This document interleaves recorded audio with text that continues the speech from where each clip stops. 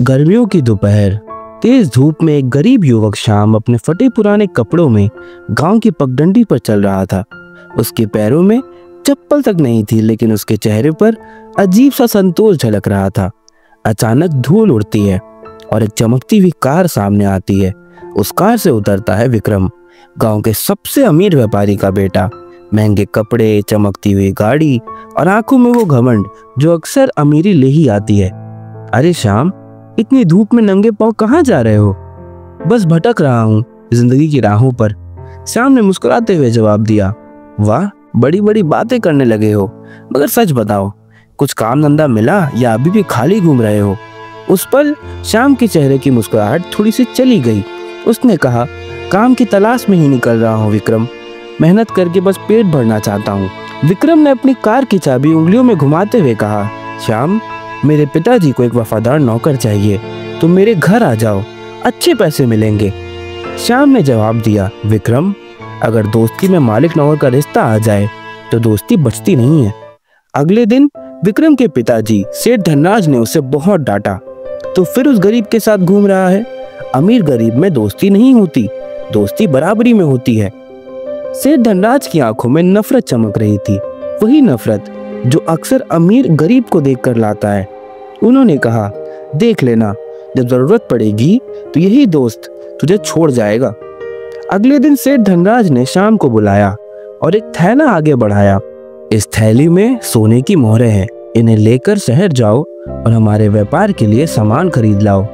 विक्रम का चेहरा फीका पड़ गया। पिताजी, ये तो बहुत गलत किया आपने, आप मेरे दोस्त की परीक्षा ले रहे हैं। श्याम ने थैली शांति से उठाई और हवेली से बाहर निकल गया। विक्रम ने उसे रोकने की कोशिश की, पर श्याम मुस्कुराते हुए चला गया।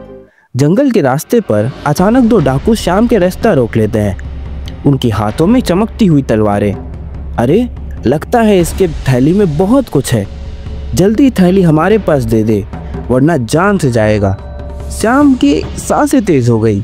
उसके सामने दो ही रास्ते बचे थे, या तो थैला देकर अपनी जान बचाए या फिर लड़े और दोस्ती की ईमानदारी का मिसाल रखे।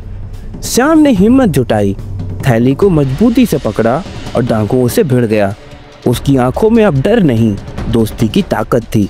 अचानक घोड़े की ताप की आवाज आई। विक्रम घोड़े पर सवार और हाथ में तलवार लेकर वहां पहुंचता है। उसने अपने पिताजी पर भरोसा नहीं किया, इसलिए वो चुपके से श्याम के पीछे पीछे आ रहा था। दोनों दोस्त ने मिलकर डाकुओं को वहां से भगा दिया। श्याम ने अभी थैली को मजबूती से पकड़ा हुआ था। सेठ धनराज ने जब देखा कि श्याम थैली लौटाने आया है तो उनकी आंखें खुली की खुली रह गई।